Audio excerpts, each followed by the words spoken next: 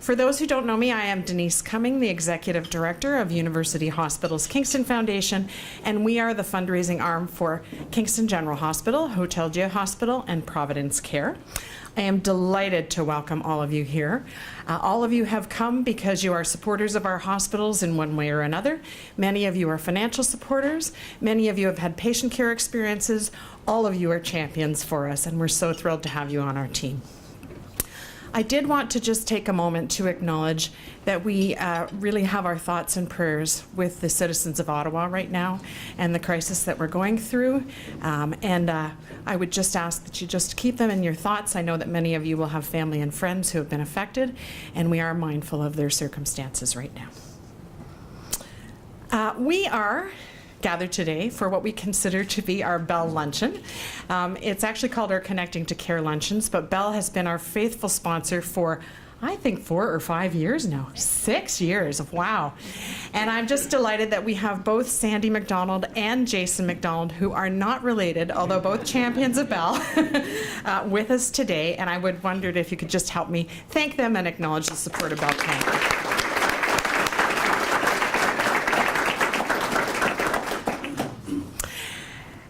We have a fantastic program today. I am so excited about it, and I'm not surprised in the least that we have such a great turnout. I think that many of you will have been aware, as I am, that the province and the local health integration network is very strongly communicating messages in the last number of years about the importance of community-based care and different models of care that are not so focused on people in beds in hospitals and more focused on innovative ways to help patients in the community achieve an optimal quality of life and an optimal level of independence. And so we thought that we would take the opportunity today to showcase some of the many ways that our hospitals are delivering services in innovative models throughout the community, and you're going to have a fantastic group of speakers.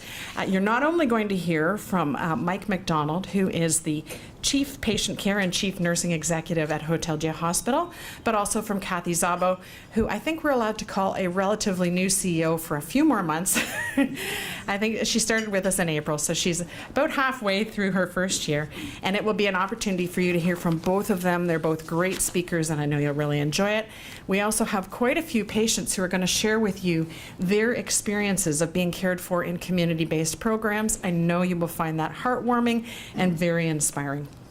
For those of you who were at our last Bell Luncheon, you will recall that we had presenters from Kingston General Hospital talking about the issue of gridlock and about how there are insufficient inpatient beds to accommodate all of the people who need care in the hospital.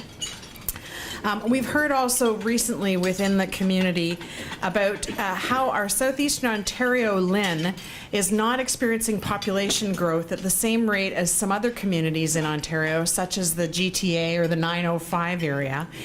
And so the competition for resources for the delivery of healthcare is becoming more and more intense. And in this environment, healthcare providers like the hospitals in our community are really being challenged to find new and innovative ways to help people be well and stay out of the hospital.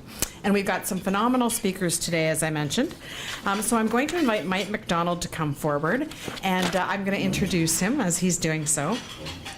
Mike is our Chief of Patient Care and the Chief Nursing Executive at Hotel Dieu Hospital. He holds a Master of Public Administration from Queen's University and a Bachelor of Science in Nursing from University of Ottawa. He has more than 30 years of clinical experience as a registered nurse in several organizations across Ontario and Northern Canada, including managing the emergency department at KGH for more than 10 years, which I'm sure you can imagine was a very stressful role. In 2011, Mike joined Hotel Dieu Hospital as the Senior Director of Patient Care, and in 2013, he was invited to move into the role of Chief of Patient Care and Chief Nursing Executive. He has a remarkable degree of compassion and empathy and commitment toward our patients. He's committed to patient and family-centered care, community engagement, and developing partnerships with internal and external stakeholders. So I'm going to turn things over to Mike. Thank you very much. Thank you very much, Denise.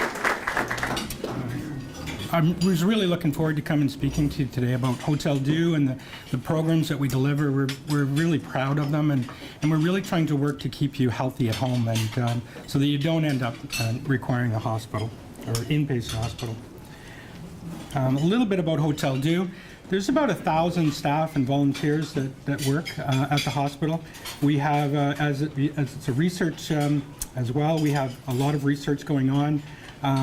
We have research going on with ophthalmology, endoscopy, GI. There's a whole host of research going on.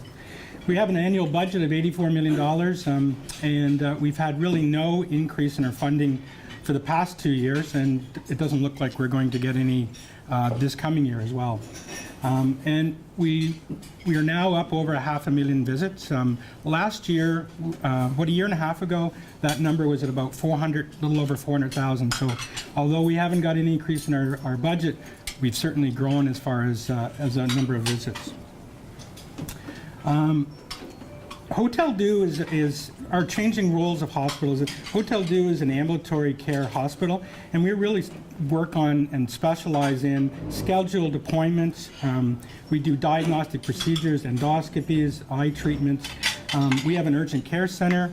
That urgent care center is open for 14 hours a day, and we see about 50,000 patients throughout the year. So it's a very, very busy place. We also have a day surgery program. We do almost 7,000 surgeries a year, and that's growing. And that includes our short stay programs, and one of them I'm going to talk about. And we're really working closely with family physicians on transitions of care and helping them get what they need in the community, as well as their other hospital partners. There's only 3 hospitals like us in Ontario, St. Joseph's and Women's College in Toronto, and we're really gaining an expertise in delivering specialized care that is really geared for patients in the home and in the community. Can everyone hear me okay? No? No? Okay, I'll talk a little louder, sorry. So the challenge is we have an aging population. It's an older population. The illnesses are more complex, and with that, there's some budgetary shortfalls. If we deliver care in the same way we are today over the next 10 years, not accounting for inflation, and given what our budget will be, we will be $97 million short in this region. So given that, given our crowded emergency departments, we need to, are there options for managing patients with multiple chronic illnesses outside the hospital and not admit them to hospital? Can we create supports for an aging population other than to call in an ambulance and send them to the emergency department? And can we get specialized care, surgical treatments, given the growing population and the need? And the answer is, in this region, is yes, we can.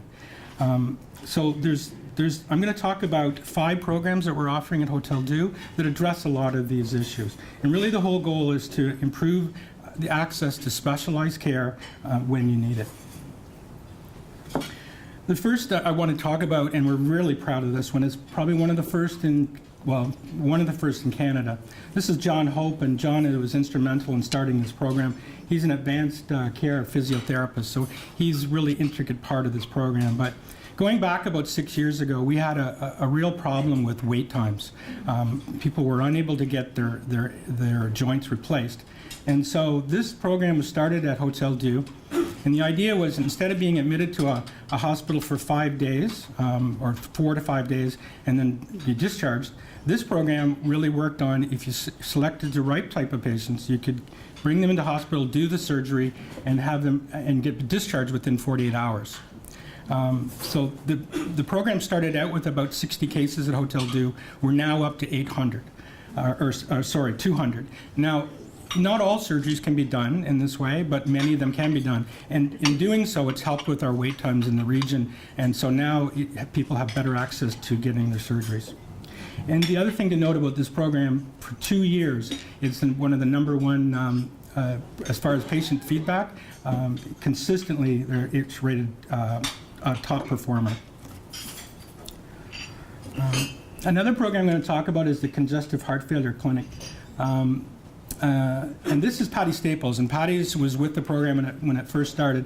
And I want to tell you a little bit about what she's doing right now, because it kind of looks funny. She's sitting in front of a computer with a stethoscope in her ear, but she's on a video link right now with a community that's an hour and a half away. And the lady that she's talking to is in her mid-90s, and she has a son that's in his mid-70s, and so when she needs to come for an appointment, it takes almost a whole day, and it's really hard on her. With this technology and what we're using now, she can actually stay in her community, go to her family doctor, and through that, Patty can see her, and she can talk to the lady and the patient, and she can actually listen to her heart, and there's cameras where she can check her swelling in her feet and things like that. So she's able to kind of deliver that treatment without her ever leaving the community. So this clinic is kind of the model right now for clinics, chronic disease clinics throughout the region, but it's been going for about 15 years, and Patty, there's two nurse practitioners, Patty and Wendy, work with Dr. McCann's, who's a cardiologist, and what they do is they're able to follow up patients with congestive heart failure and really give them access to specialists and diagnostic treatments, and they've really had an effect. As someone who was running the emergency department for a long time, when this came into effect, we really noticed a decrease in the number of patients coming with symptoms with congestive heart failure to the emergency department. And again, there's really high levels of satisfaction. Patients really like Wendy and Patty. So if they get into trouble, they can call them and get what they need. This is a new clinic that we're starting, and we're really excited. It's actually starting today. And this is Dr. Joanna Murphy. She's an internal medicine specialist, and Jennifer Alages-Clow. The community is actually sponsoring or funding this clinic. And really what family doctors told me is that when they need some advice, when they need to talk to somebody, sometimes the only way to talk to a specialist is for the patient to go into the emergency department. So doctors will have rapid access to the specialist and all the diagnostic treatments that come with that. And really, this is about managing complex chronic diseases on an outpatient basis versus sending them in. And the thing we're going to try with this clinic is the nurse practitioner is actually going to do house calls. So if someone's not able to make it into their clinic appointment, Jennifer will go out there.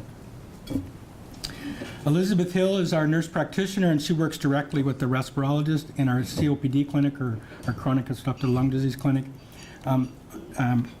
We need about 4 Elizabeths, actually, because COPD is the 4th leading cause of death in Canada, but it's also one of the top reasons for people being admitted to hospital. And what Elizabeth does is they provide education and really help patients manage their own conditions. So, and really focus on self-management of their breathing problems. It's been very successful, but again, it's one that we need to really resource more, and we're looking to do that. Our bariatric program, so this is Christine Canty's on the right, and Dr. John Drover is on the left.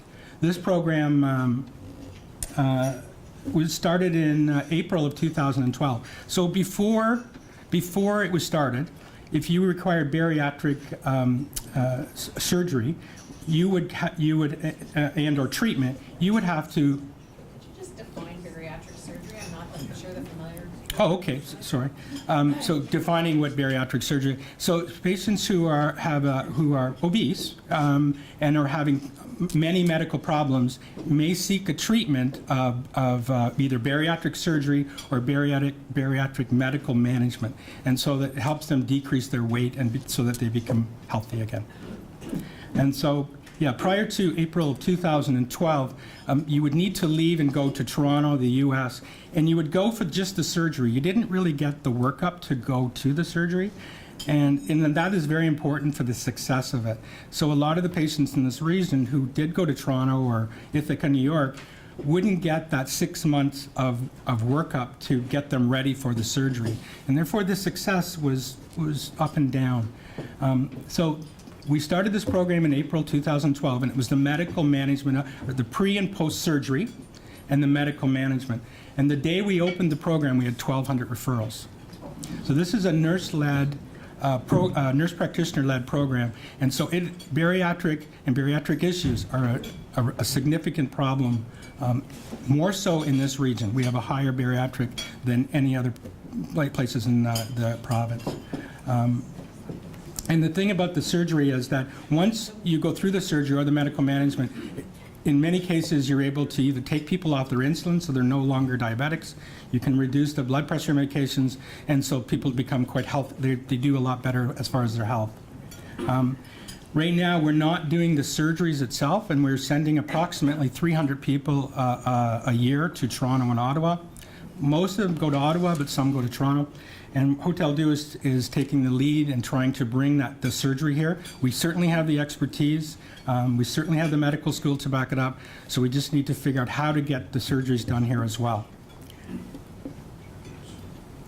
So the opportunities here are really to work with family physicians and giving them what they need as far as specialists and specialist diagnostic treatments so that they have we can treat together patients in the community. We need to provide solid options for patients with multiple chronic diseases, where more and more. 80% of the people over 65 have at least one chronic disease, and 80% have more than two. So it is a big problem, and it's growing. We need to explore more options for specialized surgical interventions, such as the bariatrics and the hip and knee program. And we need to ensure that the emergency departments remain open with emergencies and not things that could be supported outside that. So before I take any questions, I'd like to introduce Christine Watson, who's going to talk about her experience at the Congestive Heart Failure Clinic at Hotel Dieu.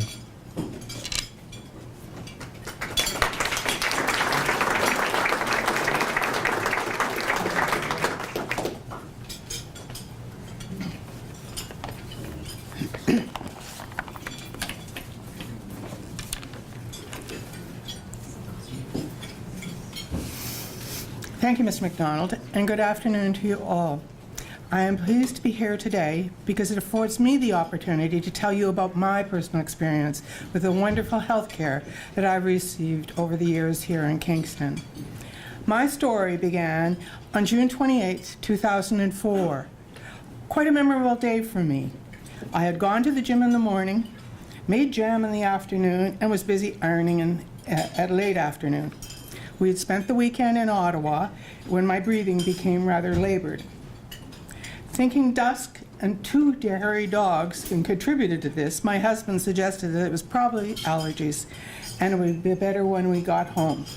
It didn't, and by late afternoon, I knew I was in trouble, but figured a puffer such as others had for allergies would solve everything.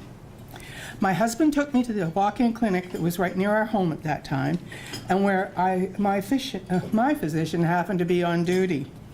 She took one look at me and told my husband that I was in heart failure and to take me to the emergency at KGH. How was this at all possible? I was a very active, healthy person. My weight was normal, I was physically fit, we ran every day, and had even completed 10-kilometer runs. Following 5 days hospitalization, I was sent home. I can assure you that anyone who has gone through such a traumatic experience and who has sufficiently recovered to be sent home has the underlying feeling that one is being abandoned. I asked myself, what now? Who will be checking up on me? And was told that I would be followed by the heart failure clinic. Little did I know what that meant, but I certainly do now after 10 years of wonderful care. Mere days after I was sent home, I was contacted by the clinic and asked a myriad of questions as to how I was feeling, the effects of the drugs that I was now taking. I had not taken any drugs at all to this point, and scheduled the follow-up appointments that were required. After this first emergency, this wonderful bridge between hospitalization and one's daily life has been a real godsend to me. I say first emergency because a short while later I ran into more trouble. It was probably about 3 months, I had just returned home from a morning of shopping and was busy making lunch. And I was talking to my husband, just, getting things ready. And every few minutes, I felt like I was going to faint. And it was quite visible to my husband as well. He suggested I call the clinic. I was told to come right in. I was examined, blood tests were given, and I was told to return home, and instructed to contact them if any more such occurrences happened. No sooner home that same day, I received a call telling me to report to emergency right away, where I'd be met with a team of doctors, as the blood test indicated that my calcium levels were very high. While in the receiving part of the emergency department at this time, my heart rate soared to close to 200 beats per minute. All heads in the unit, and they were all stacked around in the area, turned at me and watched me as the monitors went off. And later I learned that had my pulse rate continued at that rate, I would have gone into cardiac arrest. Ultimately, I was implanted with a defibrillator pacemaker. And again, I was monitored by the heart failure clinic with a follow-up of phone calls, regular appointments to be weighed in, blood work, consults with nurse practitioner and cardiologist. 3 years following this initial crisis, blood tests proved that I was going into kidney failure and was immediately hospitalized and remained so for 16 days. I was seen by a cast of thousands, or so it seemed to me. No one knew what was wrong with me, only that again my calcium levels were extremely high. I was told that I could have bone cancer, lung cancer, thyroid cancer, or that I've had a heart attack. Blood tests, biopsies, and other tests were given. Finally, a diagnosis was made that I suffered from none of the aforementioned awful speculations, but from sarcoidosis, an autoimmune disease treatable with high doses of prednisone. Each day I saw several specialists, and each specialist came with an entourage of students and residents. At times it was very difficult to discern which person was the actual doctor. All of these people meant well, but all of them were strangers. As you can well imagine, I had not only fears, but a multitude of questions. Which doctor was in charge? Who's on first? Once released from hospital, I was followed up by not only the heart failure clinic, but by respirology, urology, CRDC, the cardiac rhythm device clinic, nephrology, and cardiology. So you can imagine my confusion and questioning. In my mind, I ran to my comfort zone, the heart failure clinic, where I knew that I could be provided with the answers. In all probability, my comfort zone had been established all those years ago by the follow-up given by the heart failure clinic, which provided specialized care. They knew me and had monitored me and my heart, which was at a low of 20% and rose to 40% with function rate with medication, normal being 60%. Optimum. When I gained weight due to water retention, they were quick to monitor my medications. When I called, it was always like talking to an old friend. No, your questions aren't silly. Your concerns are genuine. Explanations were given and assurances were made. Given my own experiences, and perhaps those of some of you in the audience, it is one thing to be treated in a blanket way when entering hospital, but specialized care, such as the heart failure clinic provides, is what ensures the long-term well-being of our community of peoples.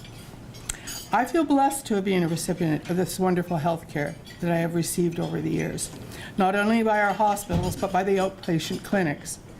How can one repay this assistance? The peace of mind, the utter sense of relief afforded to this wonderful follow-up care?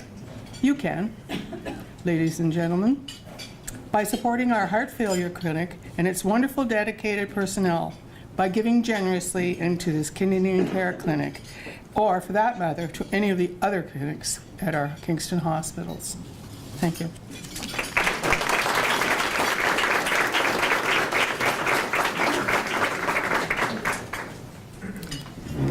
I don't know if I have any time for questions or two. Does anybody have any questions for me at all? Yes? What do you mean by ambulatory care? Ambulatory care is providing care on an outpatient basis, so that you come in for your appointment, or diagnostic treatment, and you go home. We don't have inpatient beds. Our goal is to work with your family physician or you, and keep you at home and deliver the care that way.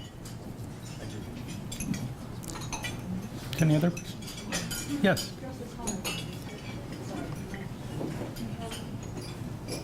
When you mentioned diabetes, I'm just very you're talking about taking people off insulin, type 2 diabetes, not obviously type 1. Yes, that's correct. So the question was, when you're talking about taking people off insulin, is it type 2 diabetes? And that's correct, yeah.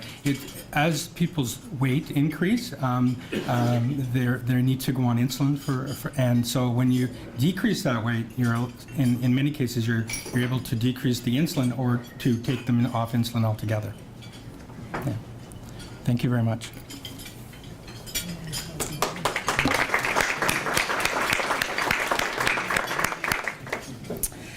You may have noted in Mike's presentation that he talked about the fact that Hotel Dieu Hospital is one of just 3 centers in Ontario that has been given this responsibility of really creating the realm of ambulatory care centers for the provincial healthcare system. Hotel Dieu has adopted as its aspirational vision to lead the transformation of ambulatory care. They're doing a phenomenal job of thinking about what the needs of this community are and how they can serve them in a different way, and we're just so delighted that Mike and Christine could join us today to help you get a little bit of a glimpse of all that's going on at Hotel Dieu. At this point, it's my pleasure to introduce to you Kathy Szabo. Kathy is our President and Chief Executive Officer of Providence Care. Kathy has more than 30 years of experience with a focus on health system improvement, creating organizational cultures of quality and excellence while delivering patient care that meets individuals' needs.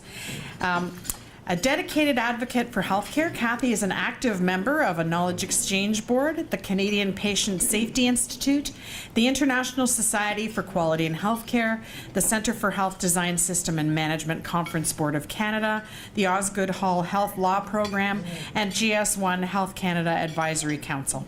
In addition, Kathy is the chair of the Health Insurance Reciprocal of Canada. Throughout her career, Kathy has successfully delivered cost-effective models of care by applying evidence-based leading practices from around the globe to service delivery in Ontario. Kathy holds a Master of Public Health and a Bachelor of Science in Nursing and a Diploma of Clinical Administration from the Ontario Hospital Association. She's a registered nurse and a certified health executive with the Canadian College of Health Leaders. Please join me in welcoming Kathy.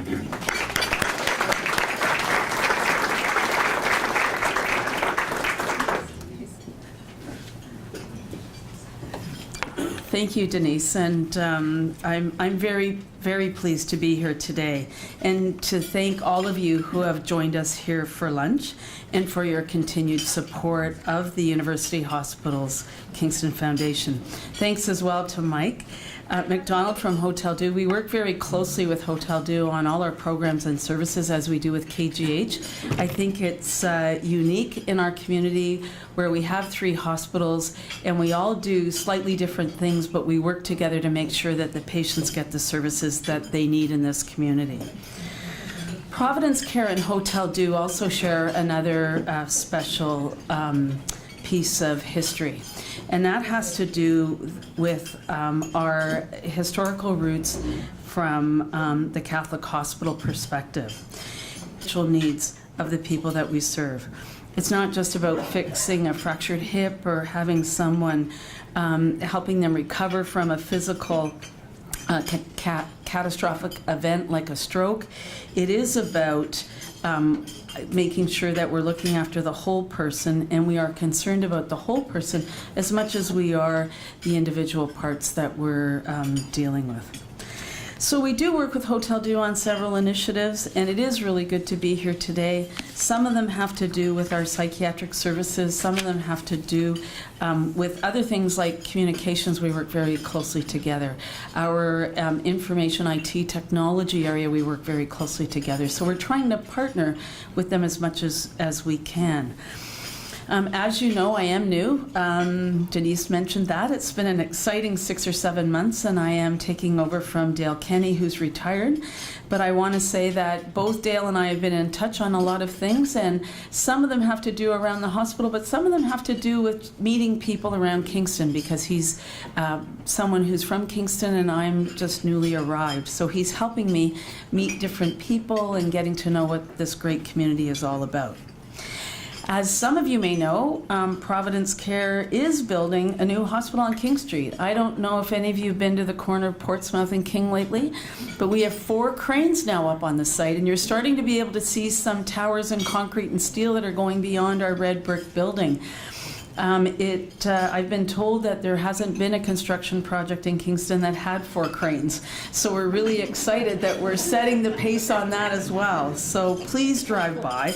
The construction is happening quickly, day by day. If you go over there, you'll see another part of our building come up, and we are planning for the opening in the spring of 2017, which is just over 2 years from now.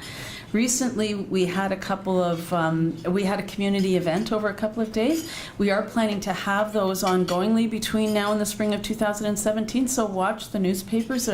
There should be an ad in there that will be to invite you to come and see what we're doing.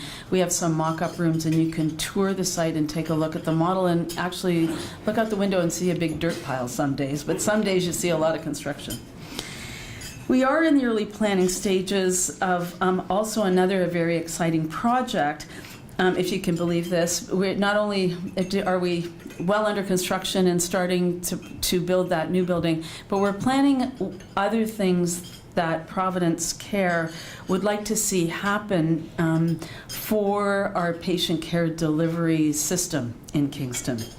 Many of you know Providence Manor. It's our nursing home or long-term care facility that's located in downtown on Sydenham Street. In that organization, we provide care to 243 residents, and the building itself dates back to the mid-1800s. It is a beautiful facility, but in order to continue to meet the standards of care that the ministry sets for long-term care, we now need to build a new building or a new home by 2025. It is one that you will be seeing some information coming out. There will be project development over the next few years, and we are looking for continued support from our community. Many people are very aware of our services that we provide, and what you may not know is the extent of our services at Providence Care don't just stop at those 2 hospital or 3 hospitals, 2 hospital sites and the Manor site.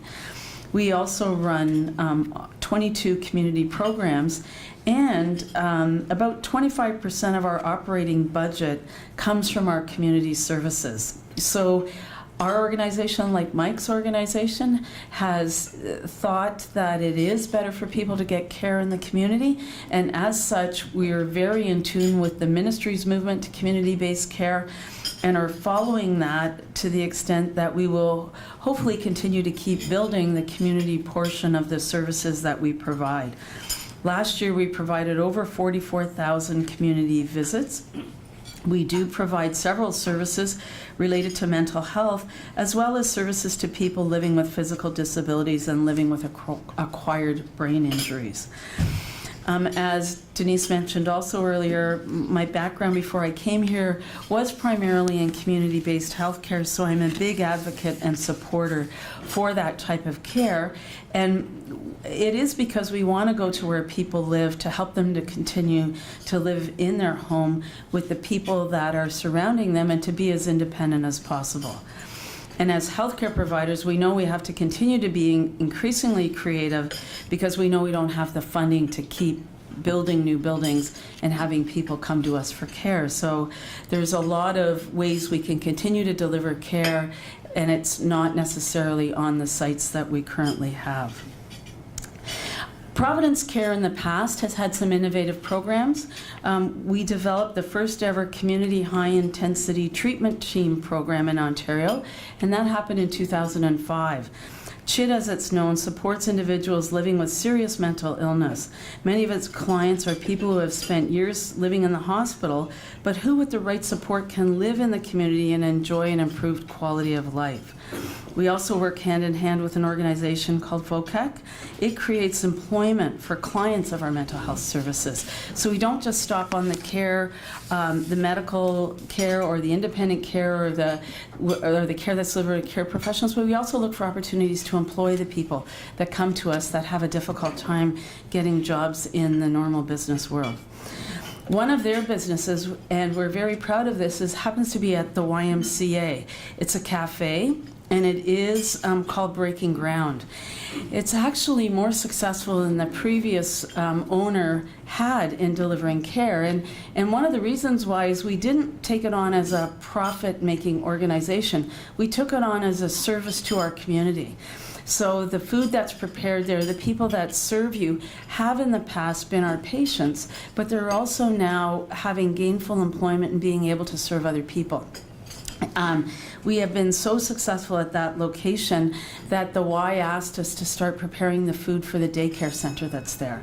So what greater compliment is that? That you provide a service and they come to you and say, can you do more? And that's what we would like to continue to support. At Providence Manor, we have a very successful adult day program called the Hildegard Center. It's a place that seniors who have memory deficits or physical disabilities can come, and they can participate in safe and recreational activities for the day. The program not only meets the needs of the clients who access the service, but it also provides respite to caregivers. I was over at the Hildegard Center probably a couple of months ago, and they had a big birthday party for one of our residents one of our participants that turned 100, and she showed everyone how she could still touch her toes many times by going up and down, and everybody was standing there almost with pillows. But they're very active seniors, even at 100 years old. There are many, many other services that Providence provides through our community programs. And I could probably stand here for hours and go through them all, but I am very fortunate to have 3 patients, clients, participants in our programs, and a family member with me here today to tell you firsthand what it's like. My first person that I'd like to introduce to you is a young man named Ken Godfrey. Ken is a chef and is an active Kingston community member. Ken attended Commonwealth Public School and is a graduate of Westminster Public School and Brockville Collegiate Institute.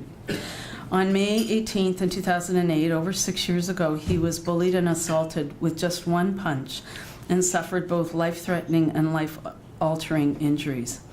He is currently working hard at his rehab therapy and works out at the Brockville area YMCA at least 3 times a week, 2 to 3 times.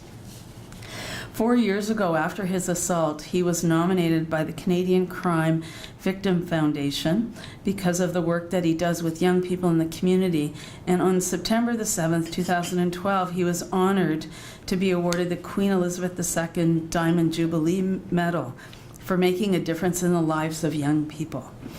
He is truly an assault survivor and a graduate, and he's here to share with you today what just one punch can do. So I introduce to you Kenneth Godfrey. Thank you very much. Actually, I believe I'm here today to explain how community brain injury services have affected my life and the things that they've done for me. I'm just going to briefly explain the different aspects that community brain injury services have affected my life and what a positive impact they've had for me. They've had an impact on my life in a couple different aspects, primarily in a group aspect and in a one-on-one aspect. In the group aspect, I've done certain things like we've gotten together to have games groups where we've gotten together in groups as large as 8 or 10 of us who've had acquired brain injuries. I sustained a brain injury from an assault which resulted in me having a couple of strokes, which was explained previously. I've also helped facilitate several cooking groups. I also was able to attend Boundless Adventures Camp, which was a life-changing experience. It takes place out at Palmer's Rapids. They had me doing things I never thought I'd do. The first time I went there, I got out in a boat and went fishing again for the first time, where I was at one time, I didn't think I'd ever be able to do again. They also had me up on a ropes course in a harness, which I'm afraid of heights, but it's not every day you get a chance to do something like that. And I also participated recently in a mosaic group. So we created a mosaic with tiles and glass and things to help bring brain injury awareness. I've also made a whole bunch of new friends, one of which I consider like my second mother, and we've just become a bunch of great friends. On a one-on-one side, I've had my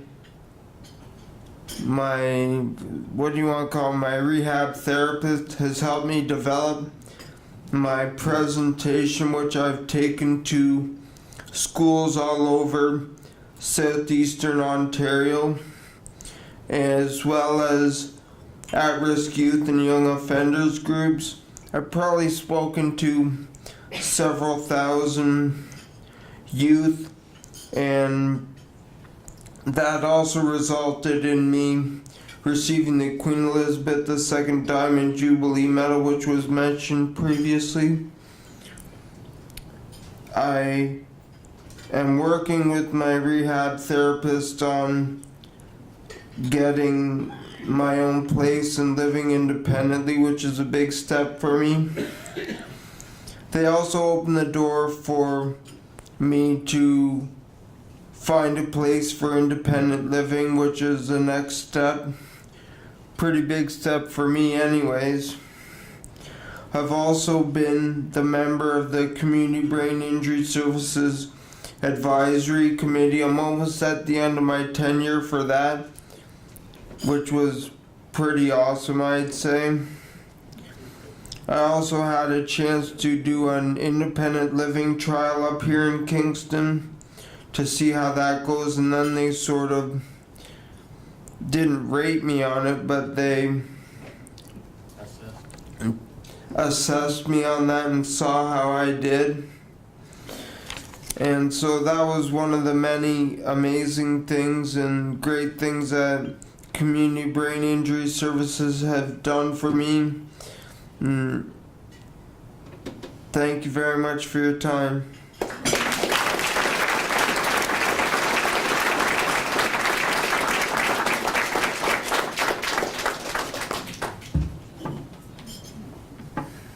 Thank you, Ken. Thank you.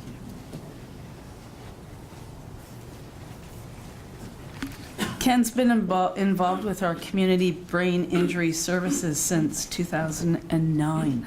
So thank you, Ken, and good luck. Now I'd like to invite Wilf Higgins to come and share a few words. Wilf is an internationally published Kingston poet. He enjoys soccer and film and has traveled extensively.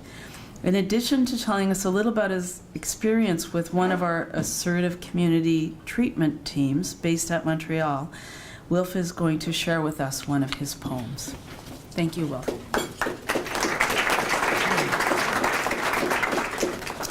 Thank you very much. Okay, my journey with Providence Care Mental Health Services. My name is Wilf, and this is my experience as a client with the assertive community treatment team with Providence Care Mental Services. I'm Catholic, really. I have been with the community integration program since 2010. When I was unwell, I could focus on very little in my life. Cognitive therapy got me away from my illness and helped me to generally feel normal. CBT helped reset my mood when I was angry or upset and helped me accentuate the positives. My brother is impressed with my improved mood and my ability to carry on a comfortable conversation. Dr. First, my psychiatrist, helped eliminate confusion about when to take my medication. When I began, staff delivered my medication twice per week when I had forgotten it. I was taught how to take weekly medicines timed by telephone call reminders and visual clues. Now I pick up my own meds and take them independently. I used to spend lots of money at restaurants. Now I have controlled my spending and make my own meals. Collective Kitchen, a group with the dietitian at Providence Care, was providing me meals and teaching me how to cook. I don't go to the group anymore, but I cook more than I used to. My occupational therapist helped me use a slow cooker, make meatloaf, and consider food safety. I grocery shop independently now that I have a monthly bus pass, which I renew myself. From time to time I write poetry. I still love poetry, but it's hard to do well. You have to be in a certain mindset to write well. It's a goal I hope to get back to. When I first started with CIP ACT, I felt generally blah. I still feel like this sometimes. Sports in the park, going to the YMCA, and returning to soccer training have all helped my mood. I told staff that I was having difficulty sleeping. Dr. First referred me to the sleep clinic. They taught me how to sleep on my left side. This has helped me from time to time. I have had the opportunity to volunteer at Martha's Table.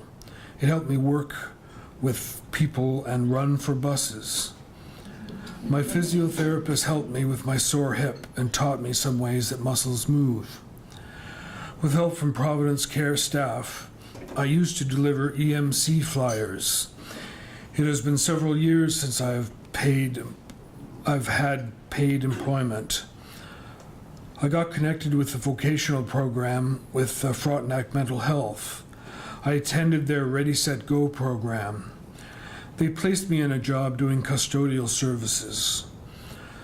I found most of it rewarding, but was disappointed when my contract was terminated. I felt I was doing a good job. I felt useful. My independence has increased, though I still have the illness. I feel that I've done well in the program. Overall, my experience with CIP has improved my stimulus and quality of life.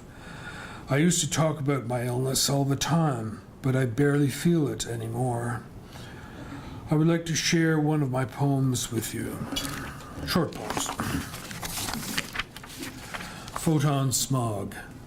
Our city skies are dusted with electric dawns of photons fogging our once star-sprinkled skies, now blurred out through radiance, spray from streetlights gliding with motoring moons, and billboards glowing limelit as filaments burn wax galaxies of candelas to spotlight window trinkets for our mortal grasp by blinding us to the crystal matrix our Milky Way powers as infinite voltage for our spirit grid. Thank you.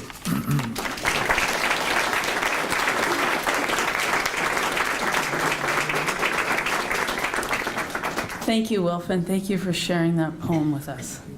Next, I'd like to introduce Turgut Mutal. And Turgut's wife has been a client with Providence Care Community High Intensity Treatment Team, that team I referred to earlier on, for several years.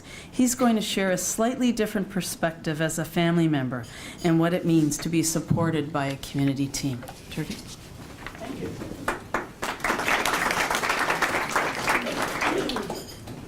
Thank you. As you heard I am the primary caregiver to my wife, and she has been diagnosed about 22 years ago with paranoid schizophrenia when our son was 4 years old. And in the last 6 years, we have been supported by the community high-intensity team. And here I was asked whether I could share my experience, and on behalf of my wife as well. Well, it was wonderful. That sums it up. Well, I guess I need to elaborate a bit more. Oh, sorry. Please, thank you. One of the issues with the mental health compared to a broken wrist or something is that a lot of the time the patient is not aware of their condition. They don't think they're sick. That complicates a lot of things. And the first step is for them to understand they're sick. Second is for them to trust people that are trying to treat them. Typically with these kind of things, 22 years ago, what happens is that there are up days, down days, but you take medications, but the general trend is over time, it just keeps going down. And then it comes to a point where an intervention is needed, which is usually a hospitalization, 3-4 weeks, new medications. And that was the pattern. Every other year or so, my wife, over the 20 years, whatever, ended up in hospitals. And hospitals are great to have them when you need them, but that's not the greatest place to have care like this. But that pattern has changed. My wife, all through those years, was almost continuously in fear, in anxiety. She was paralyzed in doing most of the normal things we do. And that pattern has changed about 6 years ago when we were connected with the community high-intensity team. What made the difference was really the word intensity. Okay. Again, as I said, my wife up until that point didn't believe she was sick.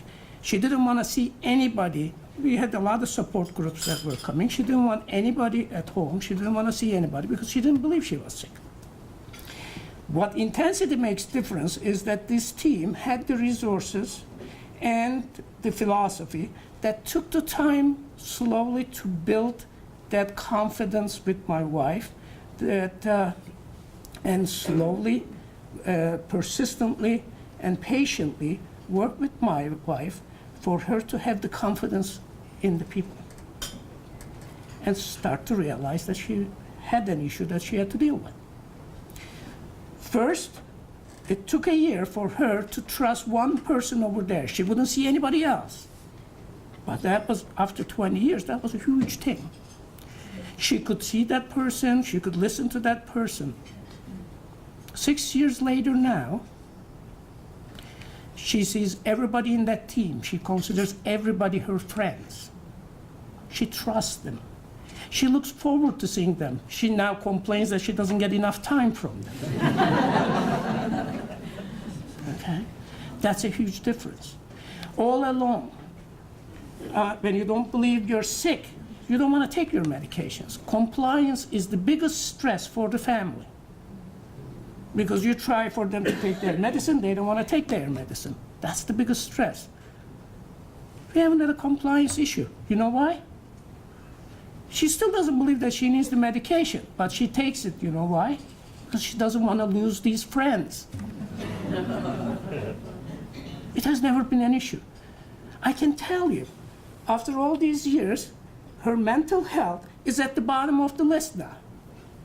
Unfortunately, she has a lot of other physical health issues. And that team helped us to deal with them as well. They are a total care team.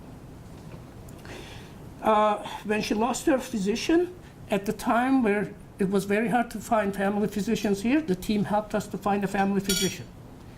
Imagine, with all this complicated mental and physical health history, not having a family physician. In the last 5 years, my wife, on top of that, had a chronic back pain. They drove her once a week to see the pain doctor. And they took care of us. But the most important is they gave us the peace of mind. Number one, both my wife and myself know that they are there. That whenever we need them, they are there. There is someone to take care. You can never buy that peace of mind. Sometimes I used to travel outside of the country for my business. It gave me peace of mind because if I couldn't be there, I knew they were there. When I'm at work before that, I was always on pins and needles. Okay, because I didn't know what was going on at home. My 5-6-year-old boy, what was he doing? When he comes from school, what was he going to find? Now, I don't have that concern because I know they are there. If she needs them, she calls them. They're her friends. That's an incredible thing, peace of mind. We really have a really kind, caring, and compassionate society, and our health system really reflects it. Trust me. Unfortunately, we had to experience it. In May, my wife unfortunately fell and broke her wrist after 2 surgeries, and she's just recovering. We have seen many, many wonderful people in our health system. They make our health system. In your darkest hours, they are the warmth, light that guide you. We were appreciative. But this team stands out against that background. They really set the gold standard for outcome-based health system. When I say outcome, here is the outcome. My wife has not been hospitalized for 5 years. That's quality of life. But also it's a win-win. The system wins too. She doesn't take a bad all those time in a hospital, but she's cared at home. If you look at it outcome-based, they have a pain measure, the pain doctors ask. If there was a happiness measure, my wife's life for about 15 years was happiness measure were about 3 or 4 out of 10. Now, it's 8 or 9 out of 10. And trust me, that's the maximum she can achieve living with me.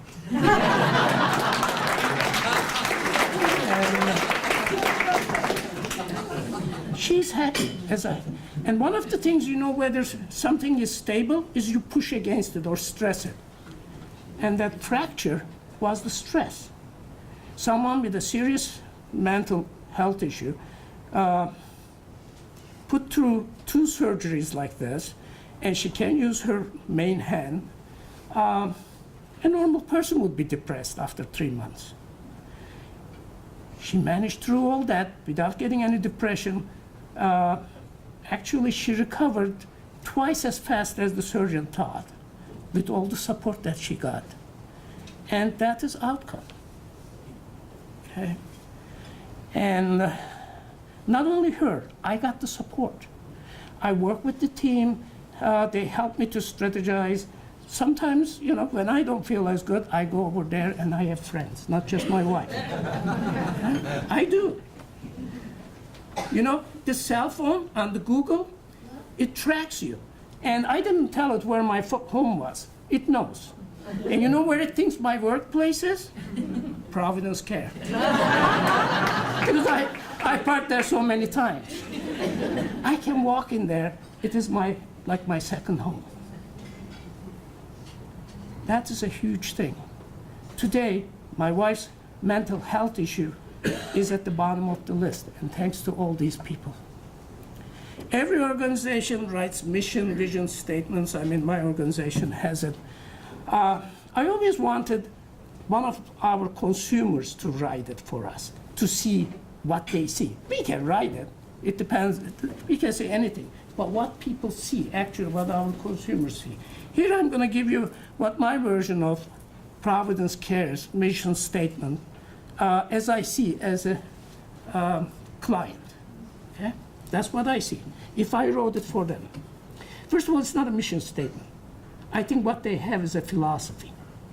The philosophy is that they are going to take care of these people to have the best quality of life that they can have with all the challenges that they face.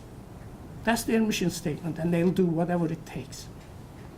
And how they do it is people, choosing the right people and retaining the right people, not just because they are the best qualified in their profession, but that they have the most compassion and care for people and respect for people. And creating an organization, just setting up the boundary conditions, and within those boundary conditions, giving them the most flexibility to be able to maximize their outcome. And that's what they're doing. And it works. And this is not just my opinion. Recently, I have been part of the working groups for reorganization of the Lynn health system here, and I met through that with a lot of other clients of that team. If they were standing here, they would tell 10 times more stories than I did, and it changed either their lives or the lives of the people that they care the most. It changed the quality of life for them, it changed their independence, it changed their happiness. The best measure of sincerity in my mind is the simplicity. And the other day I was talking to my wife again. We talk a lot about the help we get. And this is what she said. She said, "Chit team is just like my family. They take care of me." I couldn't say it any simpler or better. And that sums it up. Whoever created this organization, sustains this organization, or supports this organization has to feel great, because you are delivering happiness, dignity, and quality of life to people. And you're making a difference. Thank you.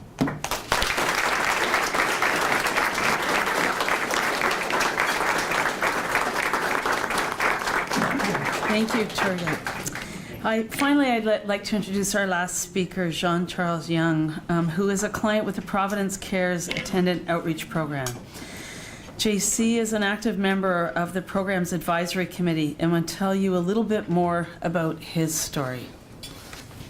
I'm the seventh child of a family of 8, born in very early 50, and my dad was a man that believed that if you're going to do something, you do it well or you don't do it at all. We started work at a very young age. By the time I was 12, we delivered the paper locally. I had a route, and later on, as we worked in the summer camps, helping a Christian organization building a summer camp for children. So we had to clear the land, work there all summer from school, when school finished till school started again. So I was away from home and worked hard, labor, did a lot of that. At the age of 17, I joined the Royal Canadian Navy, and by 19, I was already married with my wife for 44 years now. I left the Navy after 3 years due that Julie and I wanted to start a family, and I realized that me being in the Navy was not the place to be home and to help my wife raise our kids. We have 3 daughters, 8 grandchildren. I was an early riser all my life, work hard, both mentally and physically. An example, at 40, we bought a piece of land, a 100-acre piece of land, which about 60 acres were wood and 40 acres were open field. I cleared the 2-acre land to build a house. I worked hard building the house. I did all the painting. I did all the land seed and moved it and clear everything up. After we moved in every weekend, and whenever I had time, I worked to clear the trees, the forests of dead trees, and build about 6 kilometers of trail inside those woods so that when my kid goes out, they don't get lost, they find their way home. At 47, my problem started. I had a double open heart surgery. My back started hurting a lot. At 51, I had lower back surgery with fusion. And then at 59, the big one got me. Here at KGH, I had to go for spinal surgery. The surgery took over 16 hours, and when I woke up, I was paralyzed. Both left and right. I spent a time at St. Mary's on the lake, and after 4 or 5 months there, I was sent home in a wheelchair. My wife was left to look after me 24/7. But thanks to an organization named Outreach, my wife and I got some valuable help. They come to my house every morning to wash me, shave me, dress me, and feed me breakfast, and help me through 18 different exercises. They are young people with great understanding of our situation. They perform their task every day with respect, enthusiasm, encouragement, and dedication well above their job description. With their help, my wife gets some well-needed rest and time to get out for banking, grocery, whatever needs to be done. And I get some well-needed exercise. After 4 years, my left side has greatly improved. I can now feed myself except for soup and cereal. I can get myself undressed, and with help from a walker, I can stand for a short time and move to my left and drag my right foot. This allows me to go from my bed to the wheelchair or in the shower. The outreach organization is needed for people like me, just as police, firemen, and doctors are needed to any community. It is very sad to know that we have a waiting list of over 27 to 28 names of people with special need. I hope and pray that my short time with you will help you understand how greatly needed this organization is to our community. Thank you very much for your time.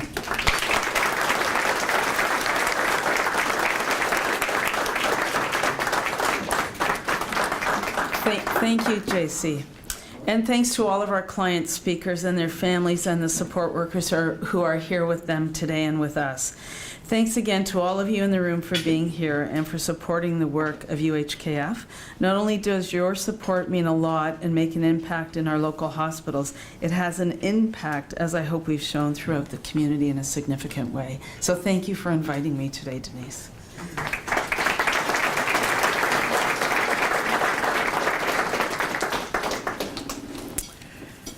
I think Turcotte said it best when he said, I hope all of you feel very proud for being generous supporters of the programs that have touched the lives of so many people in our community.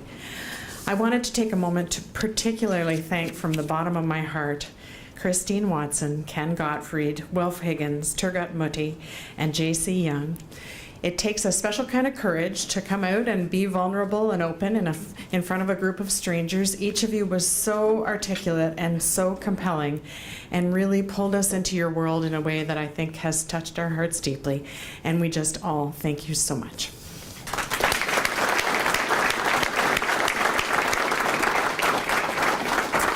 We're delighted to have had all of you here with us today. We thank you so much for being wonderful supporters of our hospitals and for being our guests for these events. Your participation in this kind of activity makes the work more meaningful for all of us, and I wish all of you a wonderful day.